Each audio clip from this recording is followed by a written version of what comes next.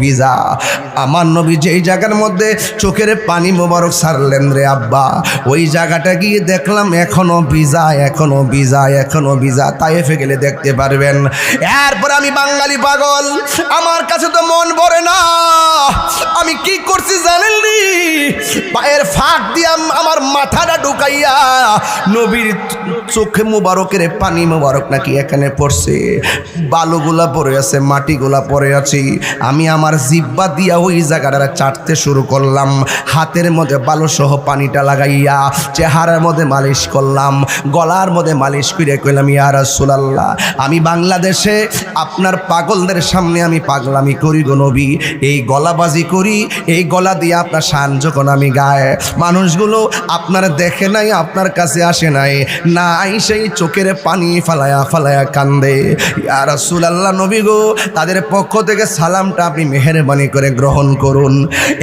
বন্ধু, আমি যখন জিহ্বাটা লাগাইছি, জীবনে নাকের ভিতরে কত গ্রান আমি লাগাইলাম, এত সুন্দর গ্রান আমার নাকের মধ্যে কোনো লাগে নাই। এই জন্য আমার যুবক, আমি ওই কথাটা বলতে চেয়েছিলাম, এই যে কোরআনের কথা বলতে যাইয়া আমার নবীর বডি মুবারক থেকে রক্ত মুবারক জড়াইছে। আমার নবী, আপনার নবী, এই হকের কথা বলতে যাইয়া নিজের দন্ত মুবারক ভেঙেছে। আল্লাহু আকবার কর না কেন? ও পৃথিবীর মানুষ, আমার নবী, আপনার নবী হক কথা বলতে যাইয়া মক্কা থেকে মদিনায় হিজরত করা লাগছিল। আমার নবীর মাথা মুবারকের হেলমেট ভাঙ্গা ভিতরে ঢুইকা গেছে। এরপর আমার নবী দাওয়াত বন্ধ করে নাই। এই জন্য আমার যুবক ভাইরা, আর এখানকার মধ্যে বসে বসে তসবিহ জপার নাম ইসলাম, মাঝে মাঝে শরীর থেকে রক্ত জড়াইবার নাম ইসলাম। আর জোরে কোনা ঠিক কিনা? আল্লাহর হাবিব ডাক দিয়া বলে, ও আয়েশা, তোমার আব্বাকে বলবা আমি নবী বললাম, যেন তিনি নামাজের মেহরাবে দাঁড়াইয়া নামাজ পড়ে। সিদ্দিক আকবর পাগুলা থর থর করে কাঁপতেছে। ইয়া রাসূলুল্লাহ, কেমনে পড়াবো? আমার নবী, আপনার নবী বলেন, আবু বকর, তুমি ভুলে যেও না, তোমাকে যিনি হুকুম করেছেন তিনি রহমাতুল লিল আলামিন। সিদ্দিক আকবর চলে গেলেন মসজিদের মেহরাবে। আর এই দিক দিয়া আমার নবী, আপনার নবী রহমাতুল লিল আলামিন, তিনি ঘরের ভিতরে একটা জানালা ছিলেন, জানালা, ওই জানালার মধ্যে একটা পর্দা ছিল। এই পর্দাটা ফাঁক করে করে সিদ্দিক আকবর যখন মেহরাবে দাঁড়াইলো, আল্লাহর হাবিব চোখের পানি মুবারক ছেড়ে ছেড়ে কান্না শুরু করে দিলেন। আয়েশা সিদ্দিকা ডাক দিয়ে, ইয়া রাসূলুল্লাহ, নবী গো, আপনি নবী অসুস্থ, কিন্তু আপনি মসজিদে যাবেন না মর্মে আমার বাবাকে মেহরাবে পাঠালেন, কিন্তু আজকে চোখের পানি ফেলে ফেলে আপনি কেন কান্না করতেছেন? আমার নবী ডাক দিয়া বলে, হে আয়েশা, আমার চোখের পানি কষ্টের পানি না, আজকে চোখের পানি হলো আমার আনন্দের পানি। দেখবেন কেউ যখন গোল্ডেন এ প্লাস পায়, স্কুলের বারান্দায় মাও কান্দে, মেয়েও কান্দে। এই কান্না কিন্তু কষ্টের কান্না নয়, এই কান্না হলো আনন্দের কান্না। আল্লাহর হাবিব ডাক দিয়া কয়, ও আয়েশা, আমার চোখের মধ্যে যে পানিগুলা দেখতেছো গো আয়েশা, এই পানিগুলো কষ্টের কান্না নয়, এই কান্না হলো আমার আনন্দের কান্না। কয় কেন গো? কয়, ও আয়েশা, দেখছো নি তোমার আব্বা আমার আবু বকর কেমন ভাবে মেহরাবে দাঁড়াইছে? আমার আবু বকরের পিছনে সাহাবারা কেমনে লাইন ধরে দাঁড়ায় গেছে। আমি কেন আনন্দ? একটা কারণে, কারণ আমার কিয়ামত পর্যন্ত আমার উম্মতেরা এইভাবে মসজিদের মেহরাবকে পাহারা দিয়া রাখবে। এরপরে আমার নবী ডাক দিয়া কয়, এ আয়েশা, চোখের সামনে মসজিদের ভিতরে জামাত চলতেছে, আর দেরি করো না, দুইজন সাহাবীকে ডাকো। আমার নবী দুইটা সাহাবীর কাদের মধ্যে ভর কইরা আমার নবী নামাজটা ছাড়ে নাই, সোজা মসজিদের ভিতরে হাজির হইয়া গেছি। এরপরে আমার নবী নামাজ শেষে ঘরে আসলেন। আয়েশা ডাক দিয়ে কয়, আয়েশা, ও আয়েশা, আমার শরীরটা বড় খারাপ লাগতেছে আয়েশা, শরীরটা বেশি ভালো নয়, আমার একটা বালিশ দাও, ওই বালিশের মধ্যে মাথা ঠেকাই আমি একটু আরাম করব। আয়েশা সিদ্দিকা কেমন সৌভাগ্যবতী! আয়েশা সিদ্দিকা বলেন, আমার নবী আমার কাছে বালিশ চেয়েছেন, কিন্তু আমার উরু মুবারকটাকে আল্লাহর হাবিবের জন্য আমি বালিশ বানাইয়া দিলাম। আল্লাহর হাবিব আমার উরুর মধ্যে মাথা মুবারক রাখলেন। বন্ধুরে আমার নবী মাথা মুবারক রাইকা আয়েশা সিদ্দিকার শেষ সময় ডাক দিয়া কয়, আয়েশা আমার শরীরটা ভালো না রে, আমি আল্লাহর দিদারে চলে যাওয়া লাগবে। হে আয়েশা, আমার একটু মিসওয়াকটা দাও।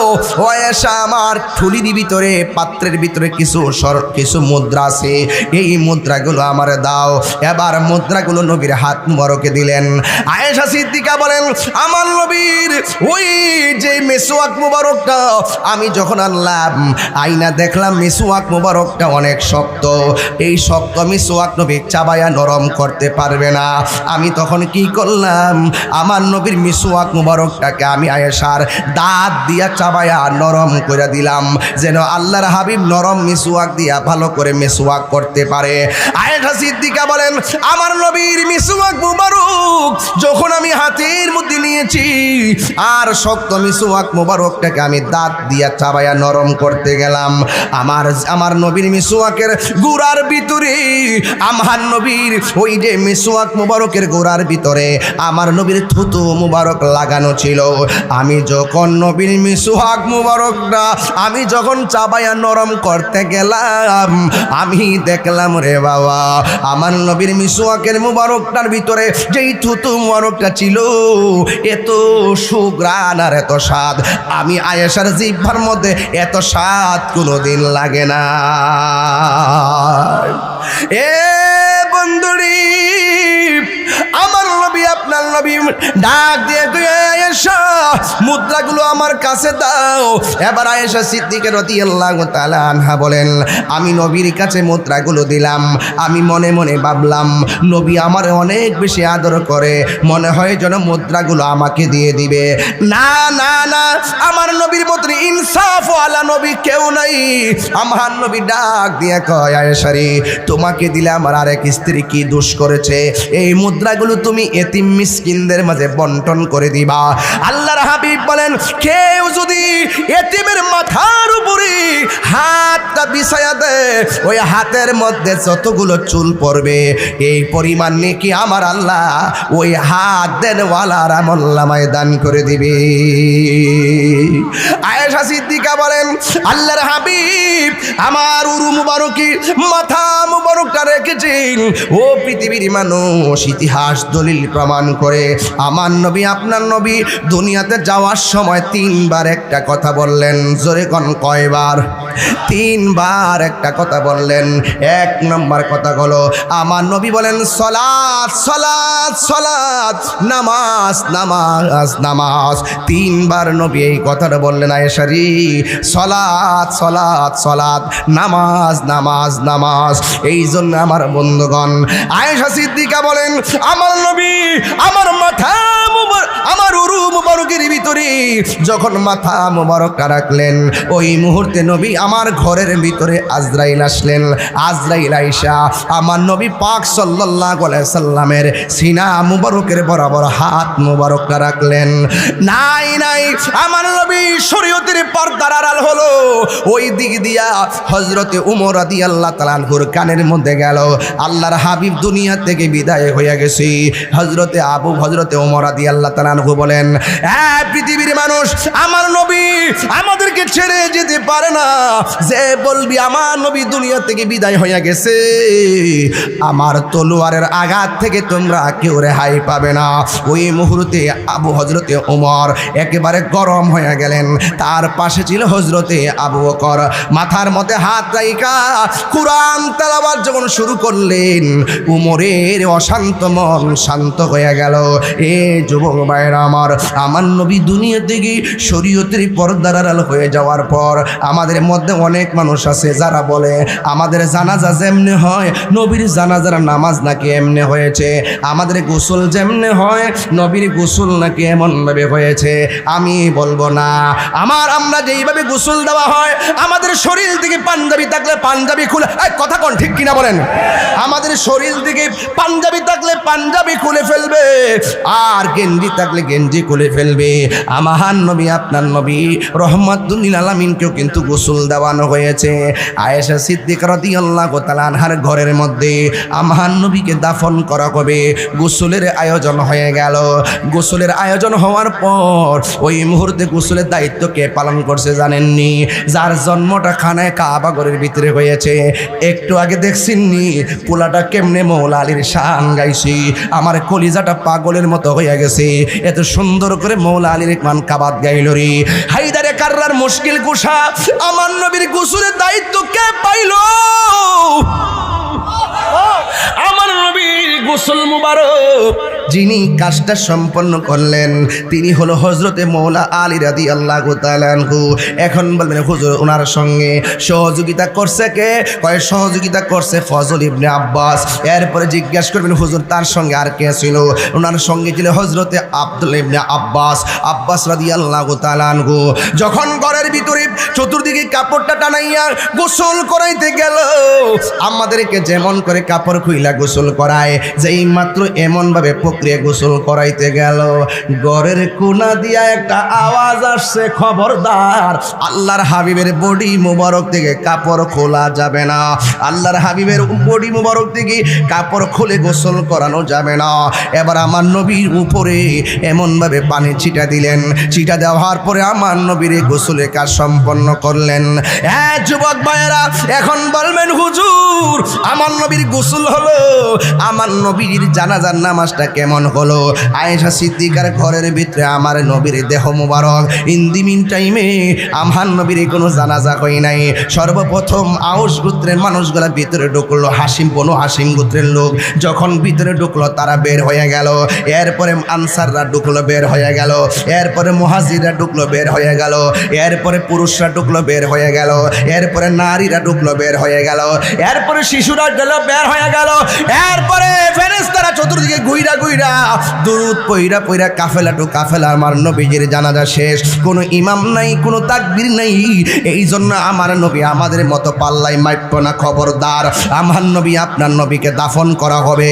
আমার নবীজির চাচা আব্দুল্লাহ ইবনে আব্বাস রাদিয়াল্লাহু তাআলা আনহু বলেন আমার নবীর দাফন করা হবে। এখন কবরে কে নামবে? কবরে নামবে হযরতে মৌলা আলী রাদিয়াল্লাহু তাআলা আনহু। চিৎকার মেরে কি আল্লাহু আকবার বলা যাবে না? এ বন্ধুরে, আমার নবীর কবর মুবারক রওজা মুবারকের মধ্যে নামাবে।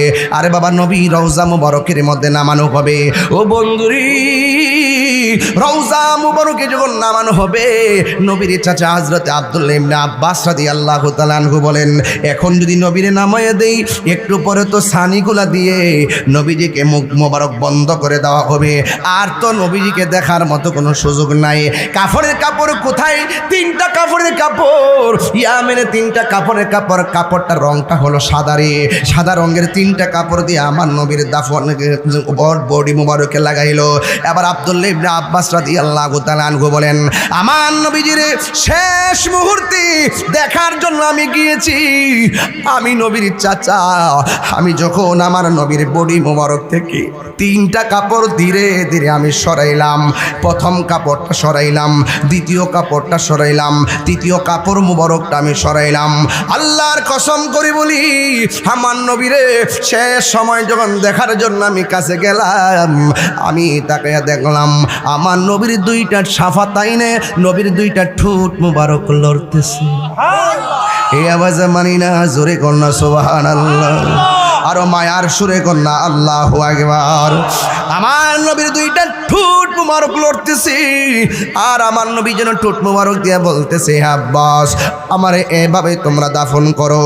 এইভাবে আমার নবীজির কবর রওজা মুবারকের মধ্যে লামায় দেওয়া হলো।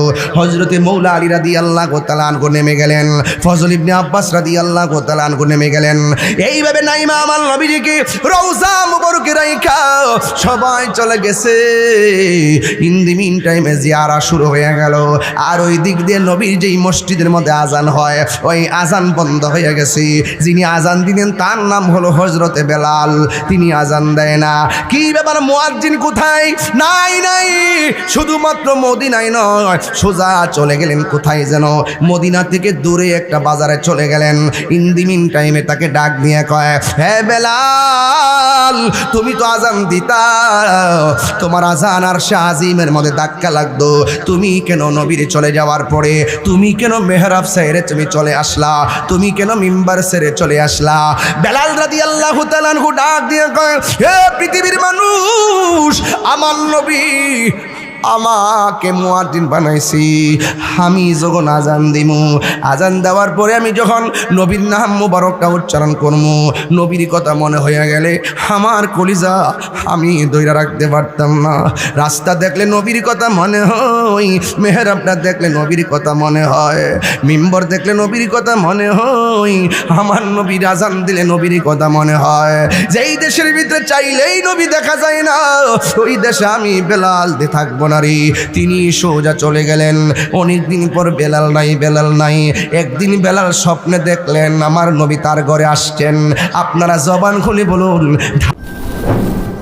সোহাগ এইচডি মিডিয়া, সত্য প্রচারে আপোষহীন। الذين آمنوا صلوا عليه وسلموا تسليما اللهم صل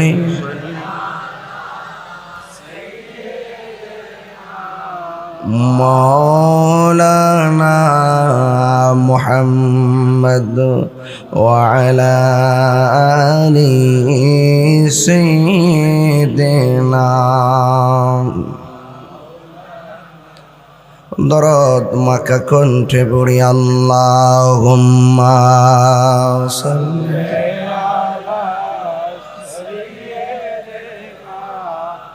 مولانا محمد وعلى آل سيدنا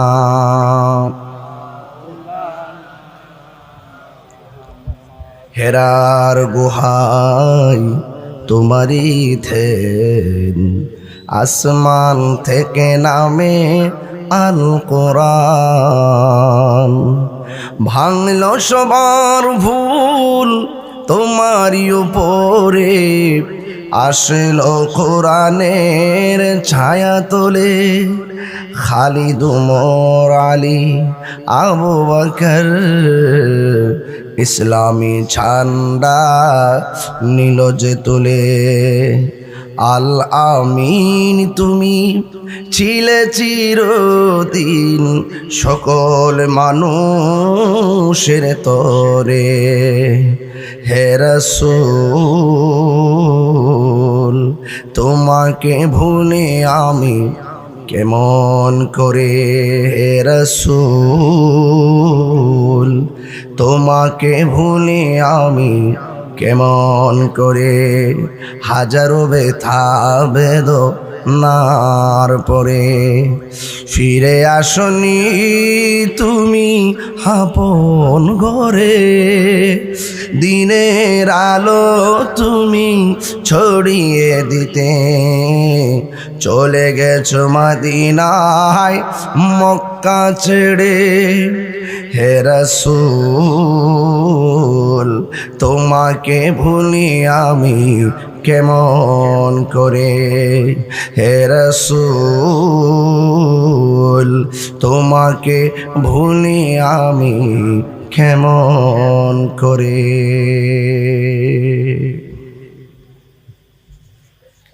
উপস্থিত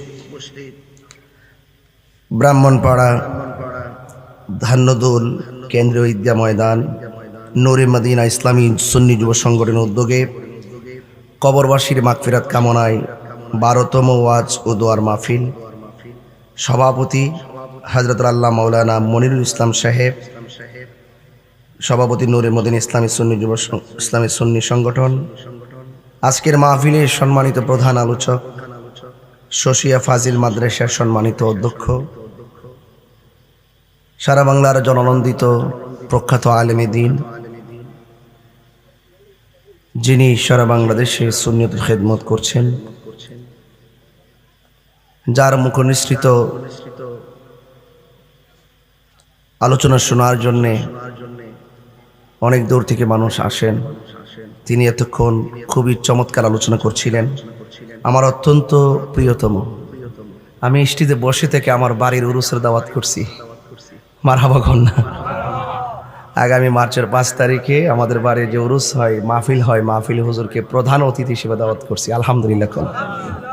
আল্লামা মুফতি রফিকুল ইসলাম হেলা আলী সাহেব মদ্দাজিল্লাহুল আলী উপস্থিত আছেন।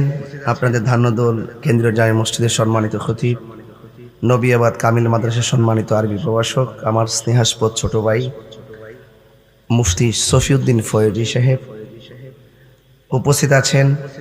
মাওলানা আরাফাত হোসেন জিয়াদি সাহেব, মাওলানা মুশাররফ হোসেন সাহেব, শায়ের কারি আকমাল রাজা কাদরি, শায়ের ইয়াসিন রাজা কাদরি, খুব সুন্দর।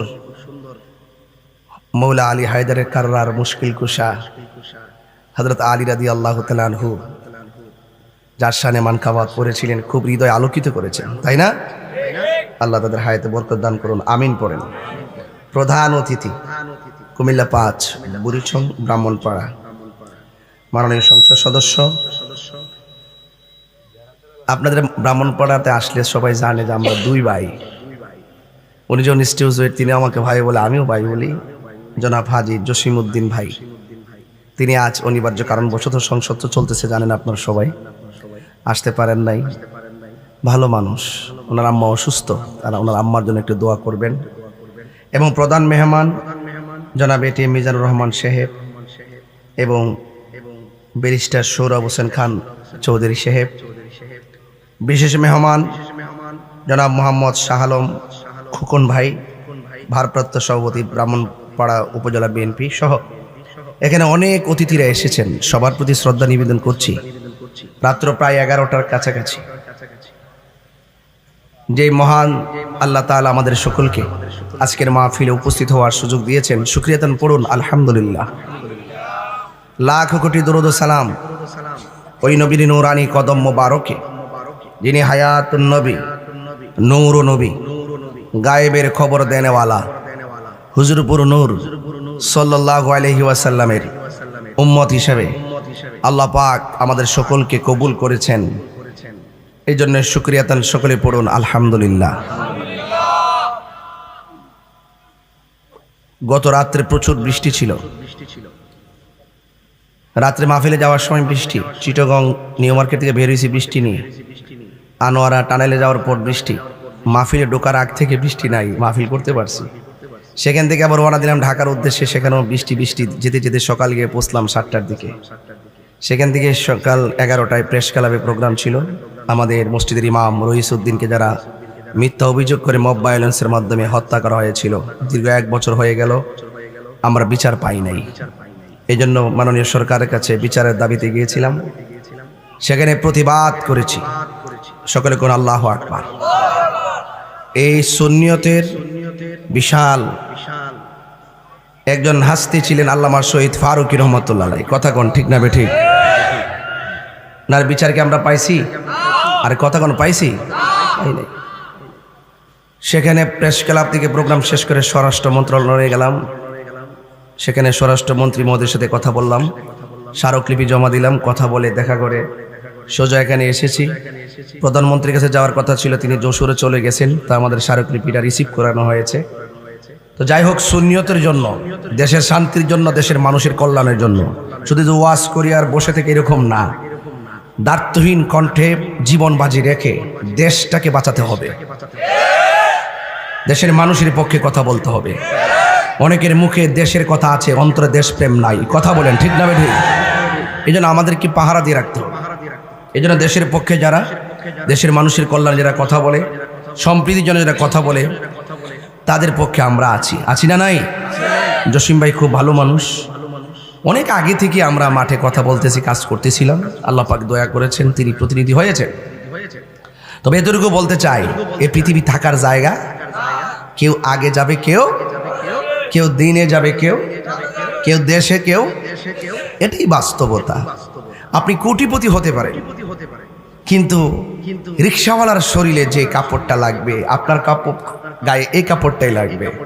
বলুন তো কাপড় রংটা কি? এর বাহিরে কিছু আছে? এবং অনেক পদ পদবী আপনার। এই যে হাজার হাজার মানুষ বসে আছে, ওয়াজ শুনতেছে, কিন্তু একটা রাস্তার মানুষ মারা গেলে তাকে যে ঘরটাতে শোয়ানো হবে, একজন এই যে আমাদের বিগত দিনে যত প্রভাবশালীরা মারা গেছে, তাদের ঘরটা সেই ঘরটাই হয়েছে। বলেন সেই ঘরটা কি মাটির না? এই জন্য সকলকে চলে যেতে হবে। এই মসজিদে অনেকে এতে কাফ করছে, করে নাই? এতে কাফ করেছে, কিন্তু দেখেন মসজিদের জায়গায় মসজিদ আছে, কিন্তু মোতাকিফ যিনি, তিনি তো চলে গেছেন। তিনি কি আর ফিরে এসেছে? এই মসজিদের প্রথম কাতারে অনেকে নামাজ পড়েছে, চলে গেছে, আর আসবে না। এই জন্য আমার ভাই চৌধুরী ভাই বলছেন, জানা কথা বলে কেন? জানা কথা বলে এই জন্য যে আমরা ভুলে যাই। কথা বলেন ঠিক কিনা? এই যে আমি যে কথা বলছি একদম কমন কথা না, কারণ উনি যদি খবর ধরি তো আমরা জানি ফেসলা গুনি একটা কত হলে বলতে হয়, বারবার বলতে হয়। কেন? আমরা ভুলে যাই। আমরা কি হয়ে যায়? আমরা ভুলে যাই। দেখেন আপনি বাইরে থাকেননি, দেশে দেখবেন ঈদের দিন আসলে দেখবেন কত প্রকার মুসল্লি পাওয়া যায়। ও ইমাম সাহেবের তাকবীর মান দেয় এমনি, ওই এক মুসল্লি যাক যে এই যে 6 তাকবীর আমরা দিতেছি অতিরিক্ত, দেখবেন মুসল্লির মন থাকে না, ওই বইলা যায় দিকে বারবার দেহাই দহন লাগে। কথা কি ঠিক আছে? কথাটা এদের দেহাই দহন লাগে। হাদিস তো হাদিসই। এই জন্য ওই যে কমন কথা যে কইতাছি, এটা আমার টাইম ভাঙতাছি আর কি, বাঙ্গালি আছে আর কি।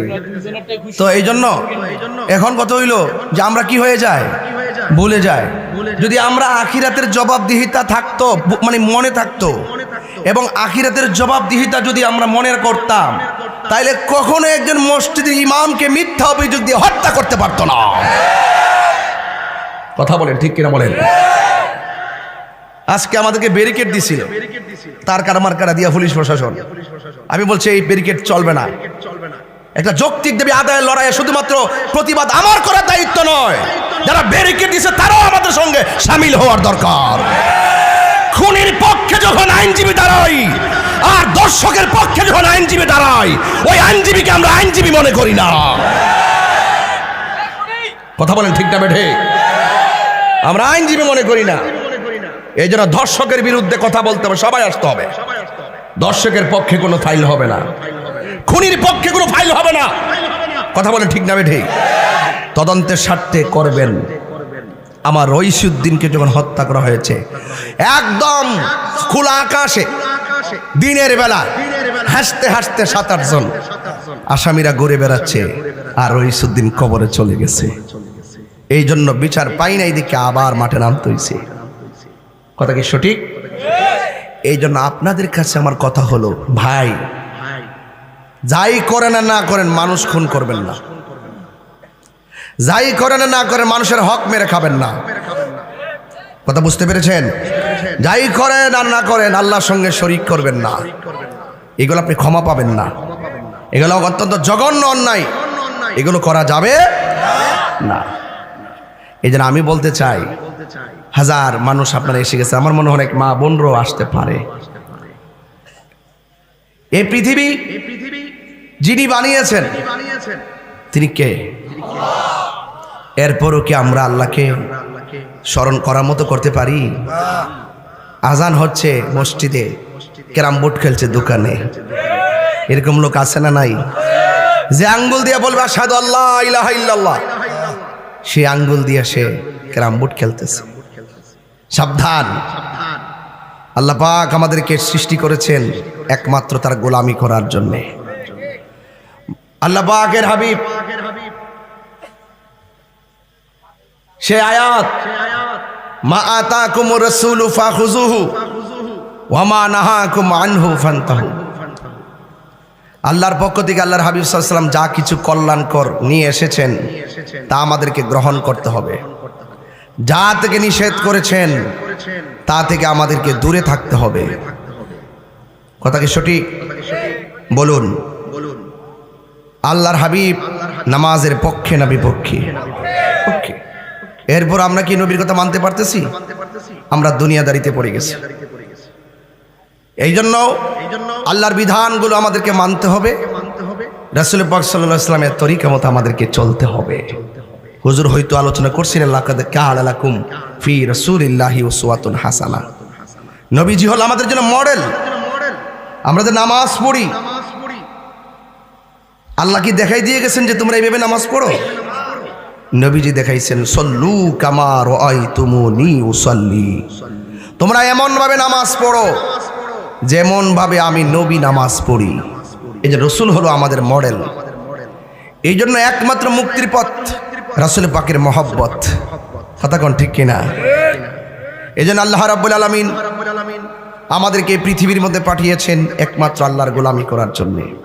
আমরা আল্লাহর ইবাদত করি, আমরা আল্লাহ ছাড়া কাউকে সেজদা করি না।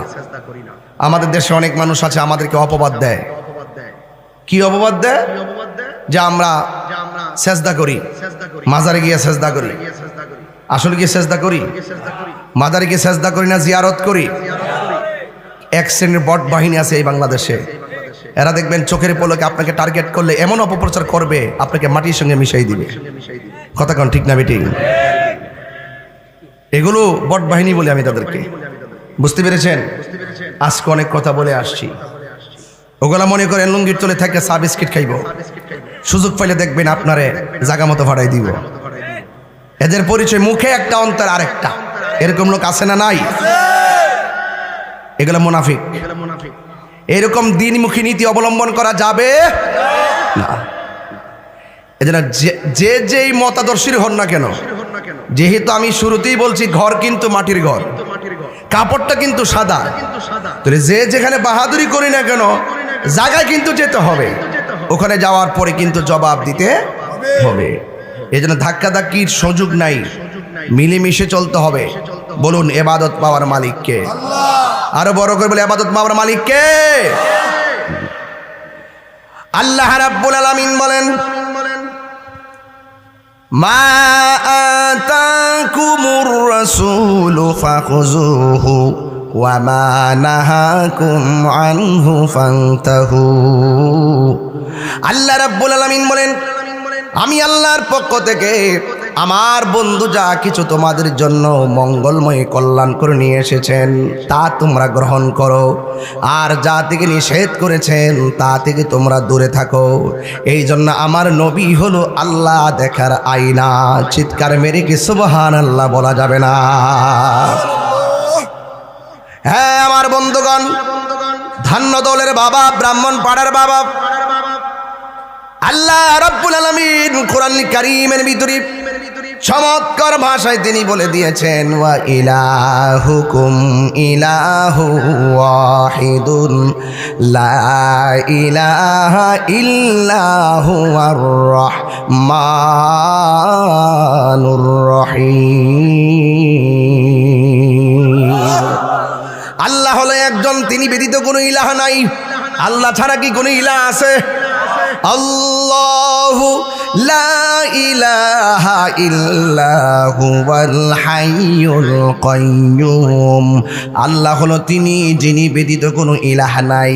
যিনি ছিলেন, তিনি আছেন, তিনি থাকবেন, তিনি হলো আমার রব। আল্লাহ হলো আমাদের খালেক, আল্লাহ হলো আমাদের স্রষ্টা, আমরা হইলাম মাখলুক। এই জন্য আমাদের ঘুম আছে, নিদ্রা আছে, কিন্তু আল্লাহ হলো খালেক। আল্লাহর ঘুম নাই, নিদ্রা নাই, তন্দ্রা নাই।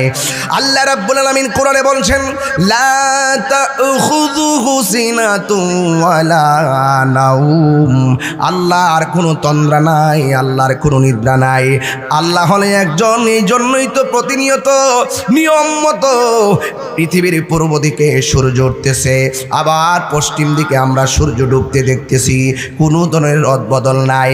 কাঁঠাল গাছের বীজ থেকে একটা কাঁঠাল গাছের বীজ লাগালাম, একটা গাছ হয়ে গেল, এত বিশাল বড় শাখা প্রশাখা হয়ে গেল।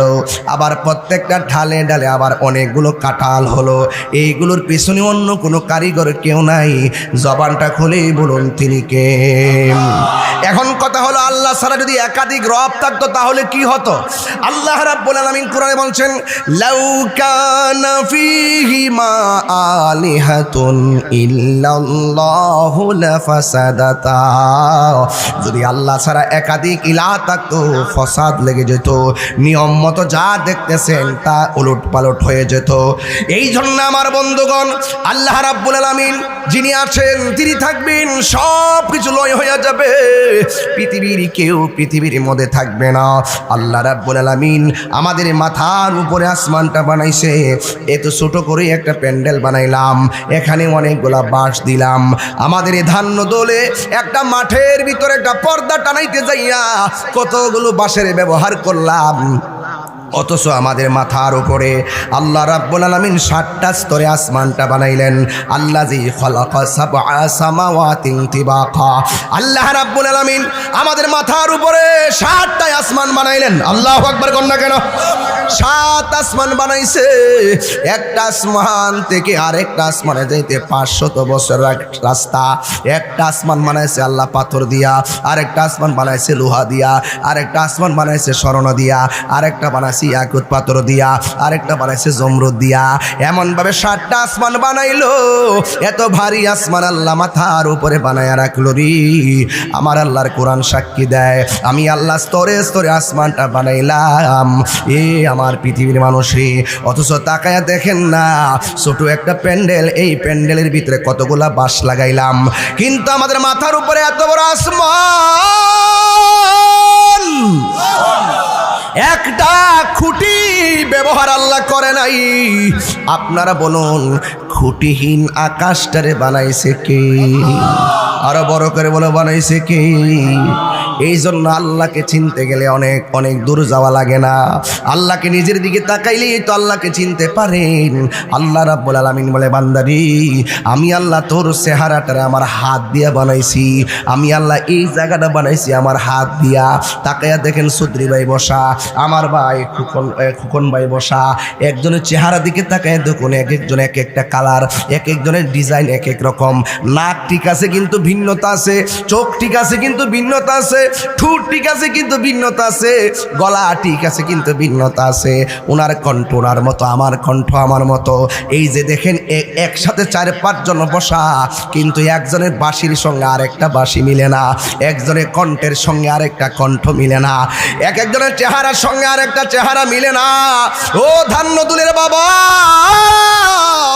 এই চেহারা ডিজাইনার কে?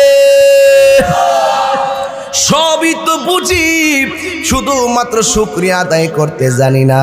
এই জন্য আল্লাহ বলেন, ওয়ায়াতাফাক্কারুনা ফি খালকিস সামাওয়াতি ওয়াল আরদ। আসমান এবং জমিনে যা কিছু আছে তা নিয়ে তোমরা আমি আল্লাহকে গবেষণা করো। এই জন্য আল্লাহকে খুঁজে পাওয়া যাবে। আল্লাহ বলে, বান্দারি আমি আল্লাহ তোরে 12 মায়া কইরা বানাইলাম, এই জায়গার ভিতরে একটা কপাল দিলাম, এই কপালটারে জমিনে লাগাবি, আমি আল্লাহ রাব্বুল আলামিন তোকে বান্দা থেকে বন্ধু বানাইয়া নিব। এই জন্য আমরা সেজদা দিব একজনকে। জবান খুলে বলুন তিনি কে? সেজদা পাওয়ার মালিক হলে একজন, আল্লাহ ছাড়া কাউকে সেজদা করা যাবে? এই জন্য যুবক, ইন্না শিরকা লা যুলমুন আযীম, এই পৃথিবীর মধ্যে সবচাইতে বড় গুনাহ হলো আমার আল্লাহর সঙ্গে শরীক করা। এই জন্য আমরা আল্লাহর সঙ্গে শরীক করব না, আমরা একমাত্র আমার আল্লাহকে সেজদা করব। আল্লাহ রাব্বুল আলামিন কোরআনের মধ্যে বলে দিয়েছেন, ওয়া মা খালাকুতুল জিন্না ওয়াল ইনসা ইল্লা লিয়াবুদুন। আমি আল্লাহ মানুষ এবং জিন জাতিকে বানাইছি একমাত্র আমি আল্লাহর গোলামি করার জন্যে। ইবাদত করব আমার আল্লাহর সন্তুষ্টির জন্য, নামাজ পড়বো আল্লাহর সন্তুষ্টির জন্য, রোজা রাখবো আল্লাহর সন্তুষ্টির জন্য, হজ করবো আল্লাহর সন্তুষ্টির জন্য। এই জন্য যুগে যুগে প্রত্যেকটা উম্মতের হেদায়েতের জন্য এক একজন নবী আল্লাহ দুনিয়াতে পাঠাইছে। আদম নবীর আমলে আদম নবীর উম্মতের জন্য আদম নবীকে, ইব্রাহিম নবীকে পাঠালো, ইউসুফ নবীকে পাঠালো, জাকারিয়া নবীকে পাঠালো, ইয়াহিয়া নবীকে পাঠালো, সুলাইমান পয়গম্বরকে পাঠালো। সব নবীগণ এক এক সময় এক একজন এসেছেন, আর সব নবীদের নবী হলো তোমার আমার নবী রহমাতুল লিল আলামিন। কথা বলুন ঠিক কিনা? রহমাতুল লিল আলামিন আল্লাহ রাব্বুল আলামিন আমাদেরকে বড় সৌভাগ্যবান করেছেন। আমার নবী হলো সব নবীর নবী। আসমান ওহি পর সব নবী রহ গয়ে, আরশে আজম পে পৌঁছা হামারা নবী। সব নবীগণ সাত আসমান পর্যন্ত সীমাবদ্ধ, আর আমার নবী আরশে আজিমে আমার আল্লাহর সঙ্গে দিদারে গিয়ে আমার আল্লাহকে সচক্ষু মুবারকে দেখেছেন। আমার নবীর চক্ষু মুবারক থেকে আমার আল্লাহ গোপন না। এই জন্য যুবক ও মুরব্বী বাবারা, জীবনের সব সময়টাই তো চলে গেল, আর কদিন আমরা বাঁচবো। এই জন্য আল্লাহ রাব্বুল আলামিন যা বলছে করো তা করা লাগবে, যা বলছে করো না করা লাগবে না, করা যাবে না। এই জন্য আমার নবী হলো আল্লাহর পক্ষ থেকে যা সিলেবাসটা নিয়ে এসেছেন, একটা সংবিধানের মধ্যে constitution, the holy Quran is the constitution of human life. এই কোরআনটা হলো মানব জাতির জন্য সংবিধান। এই কোরআনের কথাগুলো আল্লাহর হাবিব বলতে যাইয়া নিজের বডি মুবারকের মধ্যে রক্ত জড়াইছে। কথা বলেন ঠিক না বেঠিক? যদি একটু তায়েফের জমিনে তাকান, তায়েফের তাগড়া তাগড়া যুবকগুলো, যেই নবীর বডি মুবারকে মশা মাছি বসে নাই, যেই নবীর বডি মুবারকে, কপাল মুবারকে, মাথা মুবারকে, সের মুবারকে মশা মাছি বসে নাই, ওই বডি মুবারকের মধ্যে ওই তায়েফের জমিনে তাগড়া তাগড়া যুবকগুলো আমার নবীরে পাথর মারলো। এমন পাথর মারলো রে হ্যাঁ আমার ধান্য দোলের বাবা, এমন পাথর আমার নবীরে বড় বড় পাথর মারলো। মুরব্বীরা না রে, তাগড়া তাগড়া যুবকগুলো আমার নবীরে পাথর মারলো। আর আমার নবীর পিঠ মুবারকটা রক্ত মুবারকে বাসতেছে। জিব্রাইল সাল্লাম আসমান থেকে নাইমা ডাক দিয়ে কই, আল্লাহ ও জিয়া রাসূলুল্লাহ, ইয়া হাবিবাল্লাহ, নবী গো, ও মায়ার নবী, দয়ার নবী, আপনি তো সফিউল্লাহ নয়, আপনি তো নাজিউল্লাহ নয়, আপনি তো খলিফাতুল্লাহ নন, আপনি তো রুহুল্লাহ নন, আপনি তো খলিফাতুল্লাহ নন, নাজিউল্লাহ নন, কালিমুল্লাহ নন। ইয়া রাসূলুল্লাহ, নবী গো, আপনি তো হাবিবুল্লাহ, আপনাকে এমন ভাবে পাথর মারতেছে আমি জিব্রাইলের সহ্য হই না গো। ইয়া রাসূলুল্লাহ, মেহেরবানি করে একটা বার আমাকে অনুমতি দেন, তায়েফের বড় বড় পাথরগুলা হাতের মধ্যে লইয়া কাফেরগুলারে মাটির সঙ্গে মিশাইয়া ফেলি।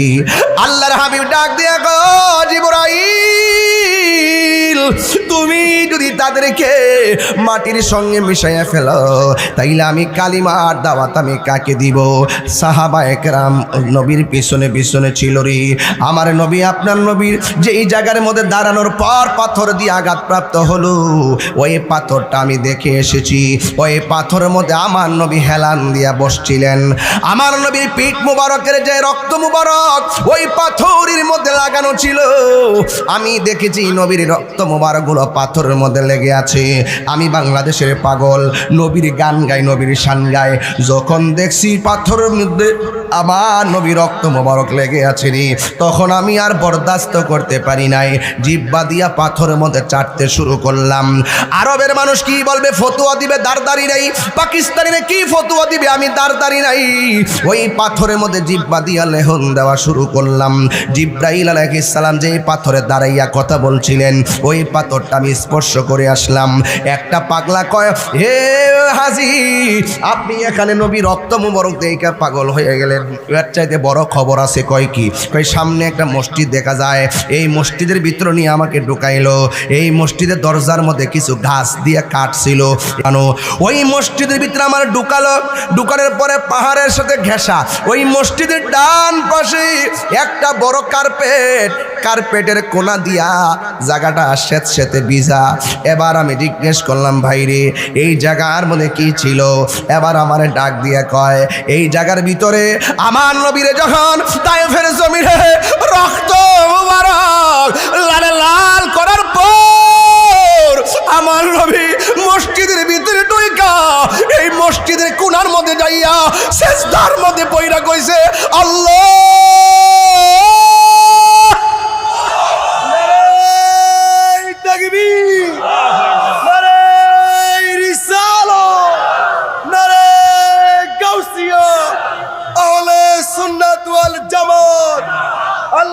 পীর মুফতি গিয়াসউদ্দিন আত-তাহিরি সাহেব।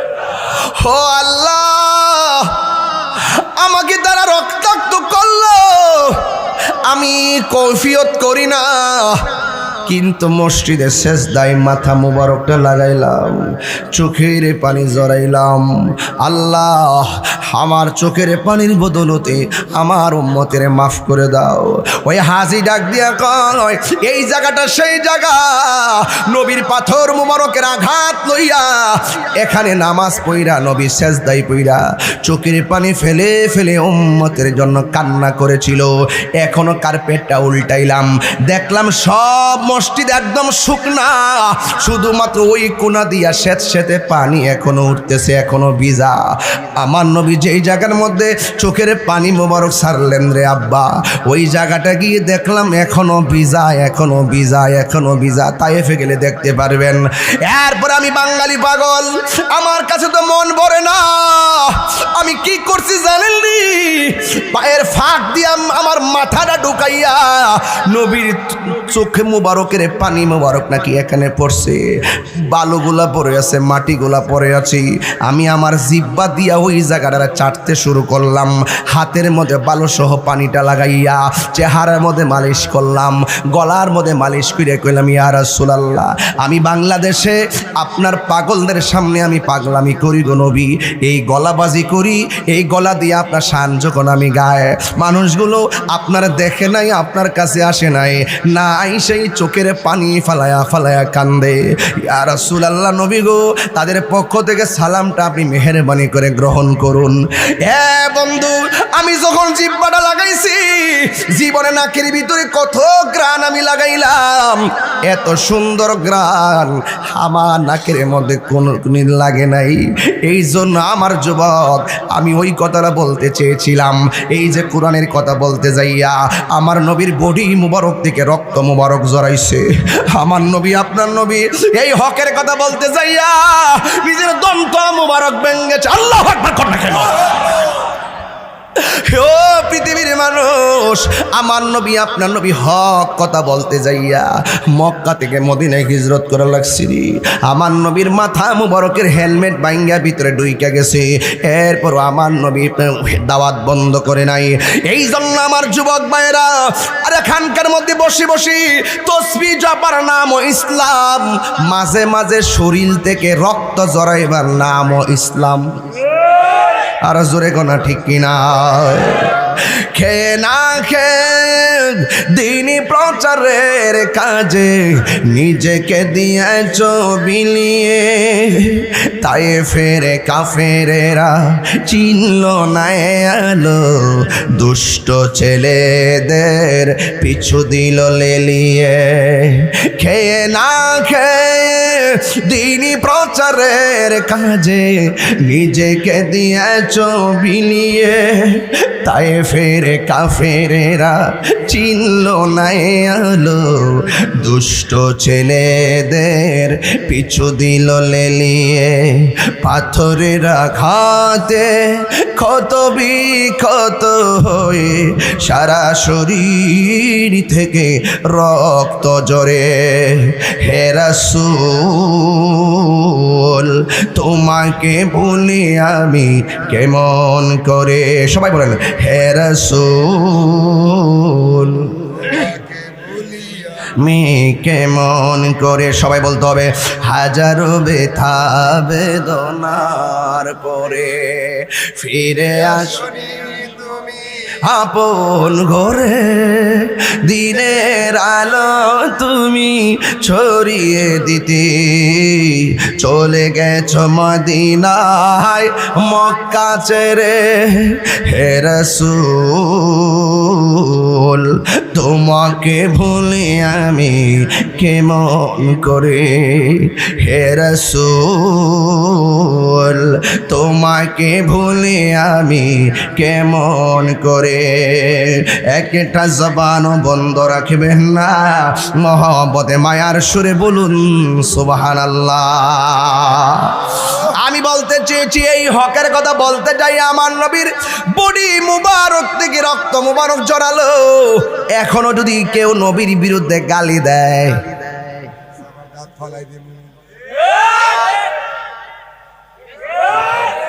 এখনো যদি কেউ নবীর বিরুদ্ধে আঙ্গুর সামনে গালি দেয়, হের কাছে মুড়ি দিয়ে যাবেন গা, তো কথা কর না গেলে গে। এই আমাকে তুমি যাই বলো না কেন, আমাকে তুমি নিন্দা করতে পারো, আমাকে তুমি শর্মিন্দা করতে পারো, মনে রেখো কেউ যদি মুস্তাফার বিরুদ্ধে চুল পরিমাণ অশোভনীয় কথা বলে, নিজের দিকে তাকাবো না, প্রয়োজনে জীবন দিয়ে হলো প্রতিবাদ করবো। হাত তুলে বলো ঠিক কিনা বলো।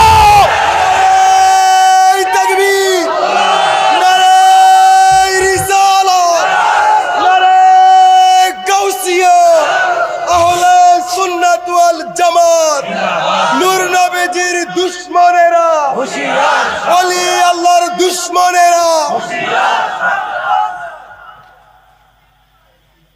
আঙ্গ দেশে বহুত লোক আছে নবীর শেষ নবী মানে না। নাউজুবিল্লাহ, মনীষে নাউজুবিল্লাহ বলে টাকা লাগবে, আর জোরে বলেন নাউজুবিল্লাহ, ইমান খুললে কো নাউজুবিল্লাহ। নবীর পরে কি আর নবী আসবে?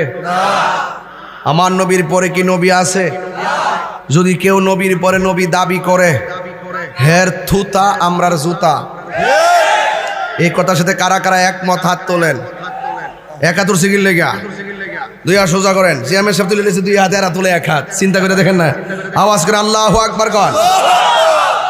কি বাবারা ঠিক আছে তো আমার কথা?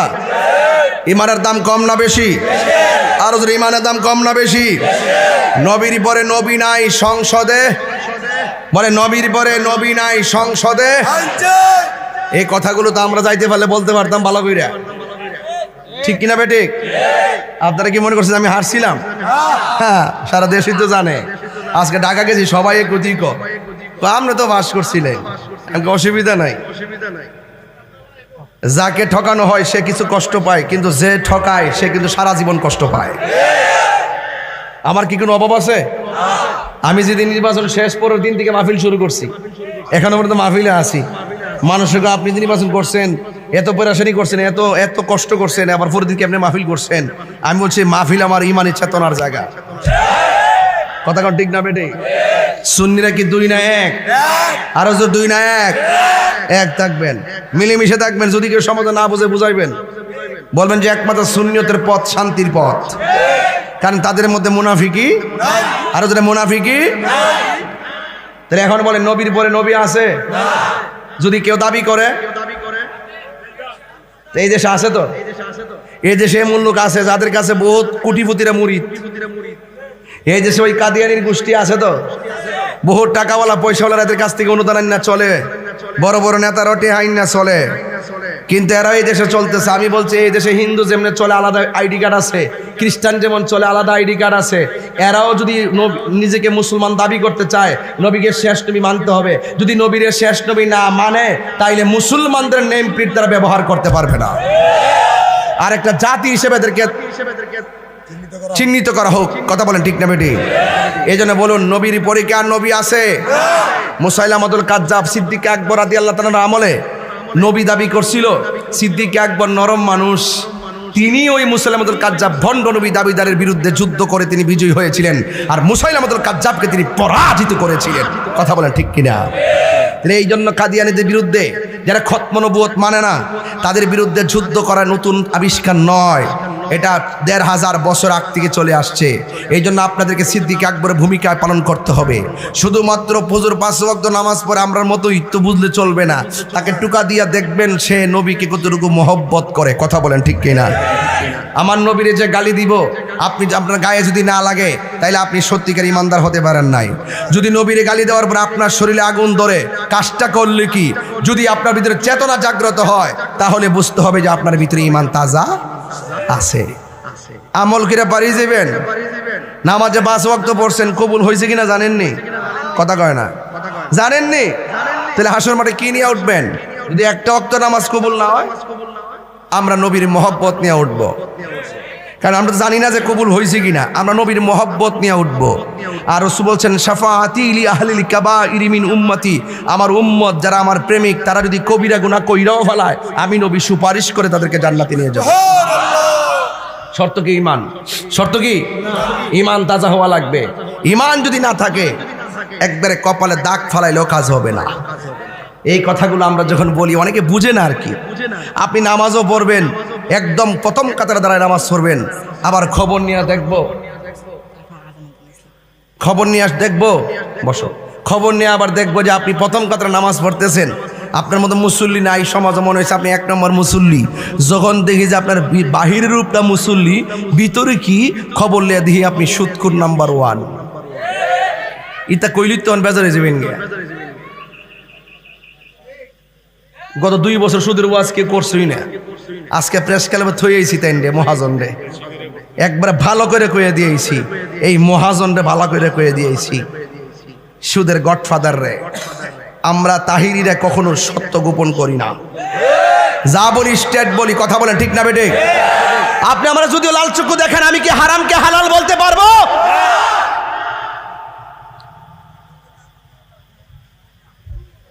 কি দেখো কি কয়, আঙ্গুল দিলে আদল্লা করে যায়। হ্যাঁ,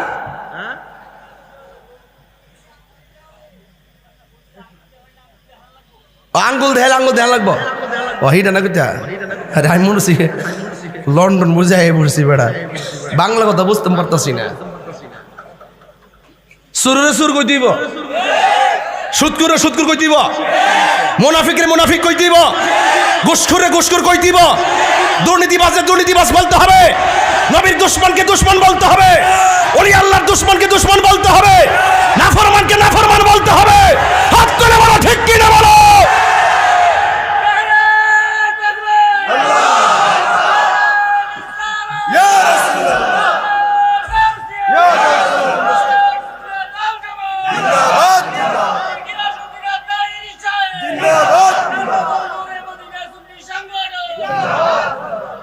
আল্লাহু আকবার বলেন। পোলাপান্ডি কই? ডাক দিলে পাওয়া যাবে ইনশাআল্লাহ ব্রাহ্মণ ফাড়া। কাদিয়ানীদের বিরুদ্ধে যদি খতম নবুয়তের পক্ষে, কাদিয়ানীদের বিরুদ্ধে যদি ডাক দেওয়া হয়, রাষ্ট্রপতি কি পাওয়া যাবে? এখানে কোনো কনসিডার নাই, কোনো আপোষ নাই। নবীর বিরুদ্ধে কথা বললে কোনো আপোষ নাই। কথা বলেন ঠিক কি না বলেন? এক থাকতে হবে। অনেকে বলবেন যে আমি চিল্লায় ওয়াজ করি কেন, চিল্লায় ওয়াজ করি কেন? ইসলাম কখনো নরম কখনো গরম। ইসলাম কখনো প্রেমিকরা কথা বলে আবু বকরের ভাষায়, কোনো প্রেমিক আবার কথা বলে উমরের ভাষায়। কথা কোন ঠিক কিনা? এই জন্য সবার হালত একরকম না। আমরা হাত বাঁধতে পারবেন, ভাও বাঁধতে পারবেন, মন বাঁধতে পারতেন না।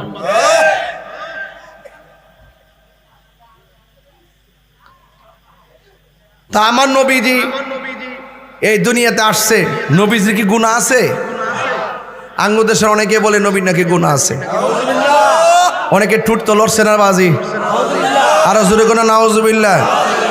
আবার এমন লোক আছে যারা কয় 40 বছর আগে নবুয়তি ফাইয়া নবী হইছে, এর আগে নাকি নবী আসিন না। হ্যাঁ, আবার বলছে কি নবীজের আব্বা আম্মা নাকি জাহান্নামী।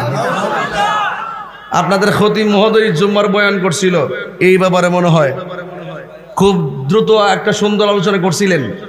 এই কথাগুলো আপনার ইমানি কথা।